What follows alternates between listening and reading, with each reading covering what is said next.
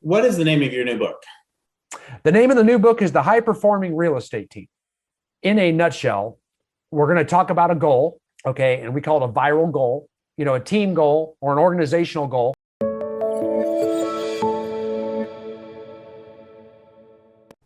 Welcome to Grit, the Real Estate Growth Mindset podcast, hosted by Brian Charlesworth, founder of Sisu. Sisu provides growth automation software for real estate. You'll hear stories from real estate thought and technology leaders, team owners, and brokers on how they grew their business in a rapidly changing industry. You'll learn how to transform your brokerage and teams into a high-performing and analytics-driven business so you have a new, durable, competitive advantage against disruption in your market. So let's get right into it. All right. Hello, everyone, and welcome back to the Grit podcast. I'm Brian Charlesworth, your host of the show. And today I'm here with Brian Icenhower. And Brian has a long-standing background in real estate. He's the CEO and founder of Icenhower Coaching and Consulting. And they provide all kinds of coaching that we'll learn more about today for teams, brokerages, agents. In addition to that, Brian has served on numerous boards of real estate platforms. Also, I think you also served on NAR, if I'm not mistaken, Brian, I read somewhere. But anyway, Brian's an attorney and nationally recognized real estate coach, trainer, author. And so we're going to get into that today, and speaker. So anyway, Brian, I don't know what I've missed, probably a lot, but welcome to the show, and feel free to add anything you'd like to that. Oh, that's good. That's good by me, Brian. Thanks for having me. I really appreciate it. Yeah, my pleasure. So just getting started. So you've been in the real estate a long time now and have seen not only like changes in industry cycles of the 2008s of the world and now what's hitting the market today, but you also, so I think, have been around long enough to see some major changes in just technologies that are available to people. So I'd love to hear about how you got started in the industry and just maybe walk us through where you feel the industry is at today. I'd be really interested in your take of that. Sure. Well, I've been in it for about 30 years now. So it's been a long time. Yeah, I was pre-internet, way back, that. So technology was scientific calculator back then. So pre-internet. So yeah. If you were there pre-internet, that would be pre-MLS.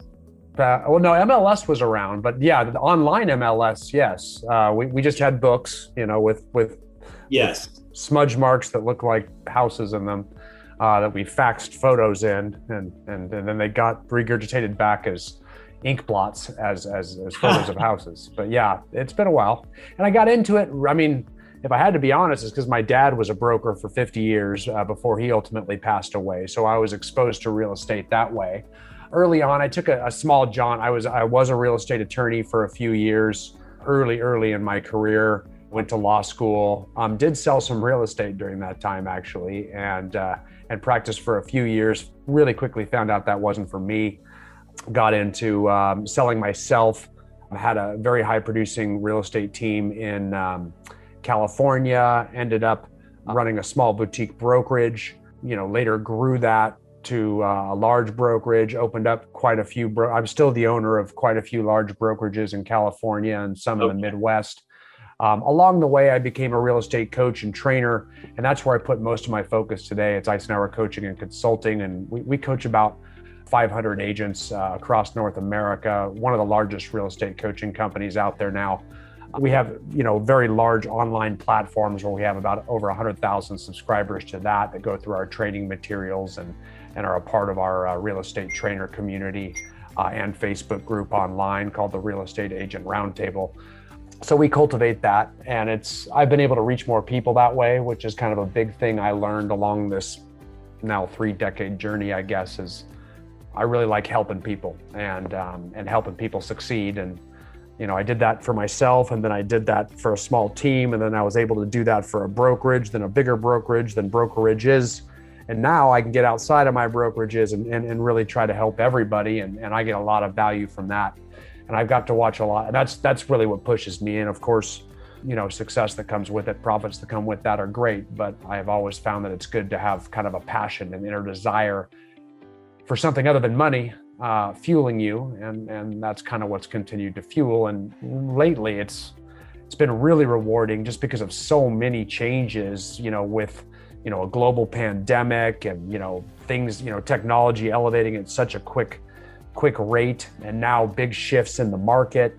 So all of that has created a lot of changing and a lot of needing to navigate businesses and make changes and quick shifts and pivots in businesses. And that's really fun to be out in front of that stuff and make decisions and strategize on what to do. So for me, it's never been more fun than it is right now. Awesome.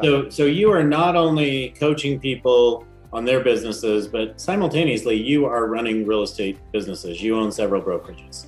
Yeah, I will say that I'm not really in the day-to-day of those brokerages anymore. Other people are running them, but I do I'm there as a consultant and a coach when needed. Every now and then I'll be involved in a hiring, decision or something like that. But if things are going well, I really don't know what's going on. Let's put it that way. Yeah. Okay. So something I want to hit on today, Brian, I think there's no doubt, I believe, that the largest book that changed the real estate world was probably Gary Keller's The Millionaire Real Estate Agent, right? I agree with that. MREA book. So anyway, that was a book that really taught people how to build a team. And I haven't seen a lot of other books around that, but word on the street is that you are now coming out with a book really focused on real estate teams. Is that right? Yeah, it is. And boy, you hit it right. That Wiley Publications, which is a publisher, reached out to me. And I've written a few books before with different publishers, but Wiley is kind of a well-known educational book publishing company, and they put a lot of great books out there through a lot of industries. They reached out to me a few years back, and we started collaborating on an effort. They said exactly what you just said. We need another book about real estate teams, an updated one, and one that got a little bit more specific about how to structure, how to run, and how to successfully manage a high-producing real estate team. So that's what we've been working on for about 3 years, and it's a much bigger project than I had imagined. But I'm happy to say it is now finished. It is made it all the way through copy editing, formatting, and it is due to be released on September 28th of this year.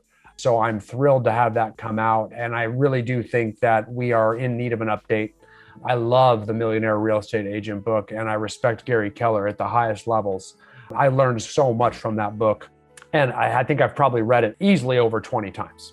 I can quote specific pages in that book, but at the same time, things have really changed over the last 20 years, and things have evolved, and there's a lot of different ways to structure a real estate agent's business. And I think the high-performing real estate team book goes into a lot of those different ways, from how to structure it, how to pay your people, how to hire your people, how to run a team, how to manage it going forward. And so it really is intended not just for team leaders, but for entire teams to read together and help that team grow, from agent production to size of the team to market share. Very excited for that one to get out. Great. Sounds like it's really targeted specifically at the team owner or someone wanting to become a team owner. Yeah, I mean, but you're going to see it can be read by buyer's agents, listing specialists, and admins as well too. It kind of reinforces best practices for real estate teams and everybody on it. And it's also intended for the solo agent too, because I have found over the years that solo agents want to know, should I be on a team? Should I form a team? What does that look like? It's hard to make those decisions if you don't know what it takes. And this book tells you what it takes. So I really think if you're in real estate, it's a good read for you, period, just so you uncover a lot of the myths about it, and you can make the most informed decision on where you want to go with your real estate career. Okay. So I'd love to dig a little deeper into that. So you just said, for that individual agent, should I be on a team?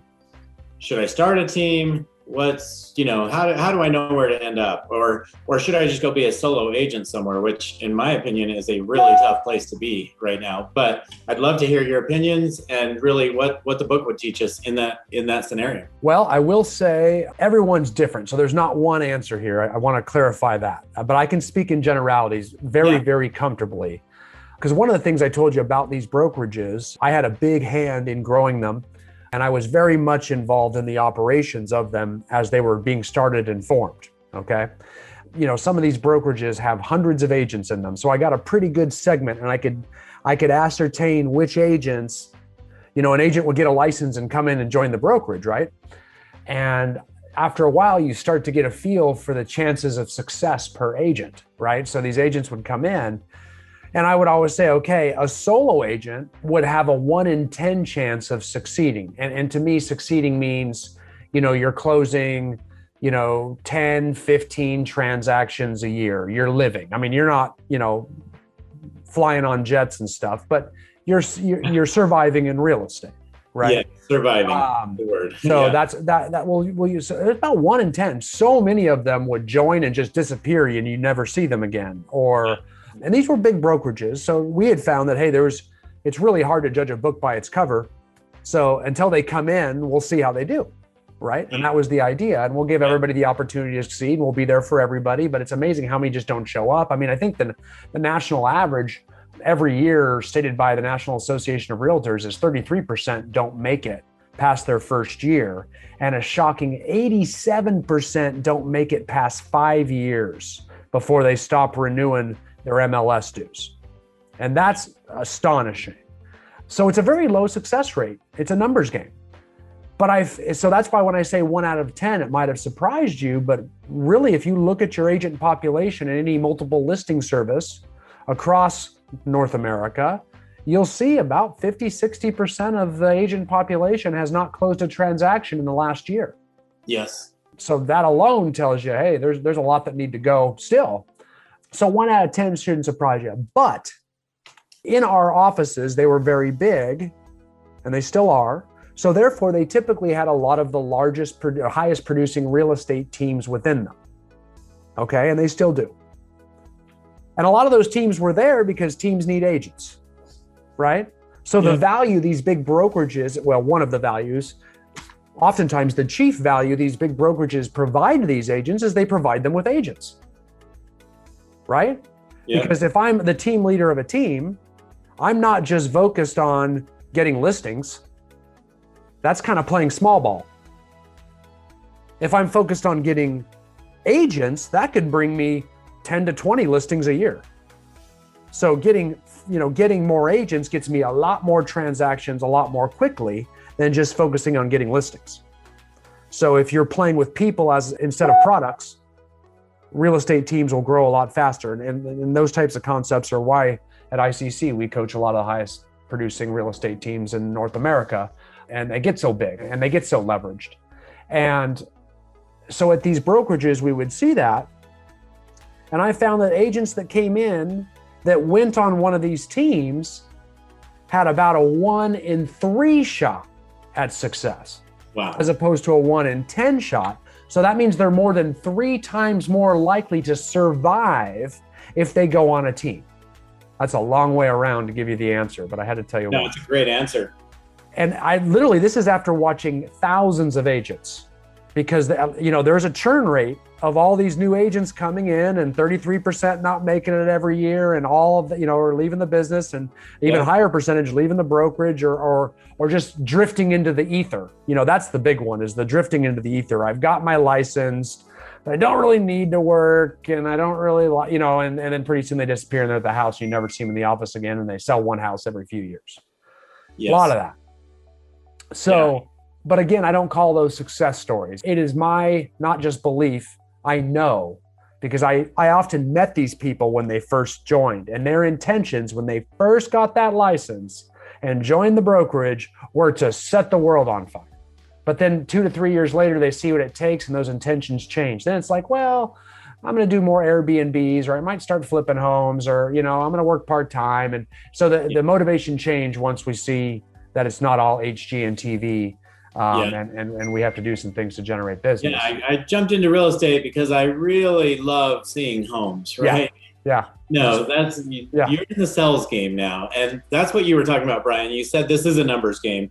And it is a numbers game as far as the number of agents coming in and surviving. But it's also a numbers game as far as what you need to do to be successful. So can you talk about that for a minute? Yeah. Well, I'll tell you what, you're going to like this. Okay, so I'm obviously going to like this because season, right? But yeah. And one thing about Sisu and the platforms you put out there, that is one of the crucial things that we need to do to be successful. And you didn't tell me to say this. We didn't talk about this, but it does tie in with my book. We didn't talk about that either. But I talk about the 5 key components to running a successful real estate team. Okay. And I lay out these 5 components. Okay. And I just want to talk about one of them, which is component number 4, which is having a team dashboard. We have got to have something that monitors those key activities, which I call ABIs, activity-based indicators. Mm-hmm. Okay. A lot of people call KPIs. Some sort of activities that we do on a daily basis to generate business. And then we've got to be able to see them somehow. And we've got to be held accountable to doing them by someone so that we stay on top of it. And right now in this market, that's extremely hard to do. You know, there's low inventory, so agents are writing 4 and 5 times as many offers to do the same amount of transactions in this market. Now, even though they should, believe it or not, buyer's agents shouldn't be working so hard in this market. This is the easiest market for buyer's agents to operate in. I'm going to say it again. This is the easiest market for buyer's agents to be operating in, a hot seller's market, because you don't have to show many homes. There aren't many homes to show. So it's a lot less work right now. You only have to show 3 or 4 properties to get one under contract, where in any other market, you're showing 10, 20, even 30 properties to get one under contract. And that's the bulk of the time spent by a buyer's agent. But buyer's agents don't think that way right now. So you have to reset their mind if you're a team leader or a coach or a trainer or whoever's watching. Have to reset their mind so they realize, oh, wait a minute, at least I'm not showing property every night and every weekend right now. All I'm having to do is deal with the 2 negatives of a hot seller's market, which we have seen. I've had the fortune of seeing, this is my 3rd. 2004, 5, and 6 was the last one. And what it means is you have to write 4 times as many offers, which doesn't take much time to write offers. So that's the hard part. You have to write more offers, which is a lot less time than it is showing more property. But you do have to deal with the negative aspect. And there is a very negative mental aspect that is associated with all that rejection. Yep. And not only for you, the agent, because you want to get paid and you just keep getting rejected and you just want to wring the neck of these listing agents, and agents start behaving very badly towards each other because of all the anxiety and panic in the air, because of the buyers themselves are so upset. They've got no one else to be upset with other than you, their buyer's agent, because you're the person they're talking to. So they're mad at you. You didn't get them a house. Yeah. Right. So then that creates mad at you, the buyer's agent, and then the buyer's agent's mad at the listing agent. Yeah. It's just like a funnel of angst running through the entire industry. And they get mad at the lenders, and they get mad at it just flows all the way through. So even though it's this red heart market that has record sales volume, and listen to this, record inventory, that's the one that most people don't get to. We've never had more listings than this, but it doesn't feel like it because they're only here for a split second. But then you go back and look at each month and we have record numbers of sales volume. Well, if there's record numbers of sales volume, there has to be record numbers of listings, because it takes a listing to get a sale. Yeah. But people don't realize that. So we have more listings than we can handle. We just have out of control buyer demand. Yeah, that's a really interesting way to look at it. I don't think I've heard anybody say this year that we have record inventory. But the reality is we do for a day, right? I mean, record number of homes hitting the market. We've never had more listings hit the market. Never. Well, 2005 and 6 are real close, but we're going to pass them this year. Okay. So that's a great piece of advice. Thank you for sharing that. I love that. The other thing you shared that really stands out to me is in a normal market, you're just going to go out and you're going to show 5 or 10 homes. But wouldn't you rather write 4 offers than do that? Because it takes less of your time. So really great way to look at it. I think just that perception of, my wife runs a real estate team. So I see, sometimes the agents feeling like, oh, it's impossible to get someone under contract, right? Some of the agents feel that way, and others are like, oh yeah, I can go out and get someone under contract. No big deal, right? It's just, how do you feel about it? And are you sharpening your skills to do it? But Brian, think about it this way as it relates to Sisu. I mean, you've got buyer pipelines, right? where we actually are looking at all of your A leads or your hot leads or your most active buyers, whatever you want to call them. And we manage those in the pipeline. Yes. In this type of market, the key that you need to focus on as an agent, as an activity-based indicator, is not how many I'm putting under contract. It's how many active buyers do I have in my pipeline? Okay, and that should be in front of our teams every single week. Because this year, I'm using very round numbers and it's different in different parts of the country, but it's similar in every part of the country. You might have, or let's put it this way, last year, if you wanted to close 20 buyer side transactions, you probably had to work with 30 buyers because 10 of them just aren't going to get a house, right? They're going to be unrealistic. They're going to need closing costs. They're going to have an FHA loan or something, or for whatever reason, 10 of them aren't going to make it.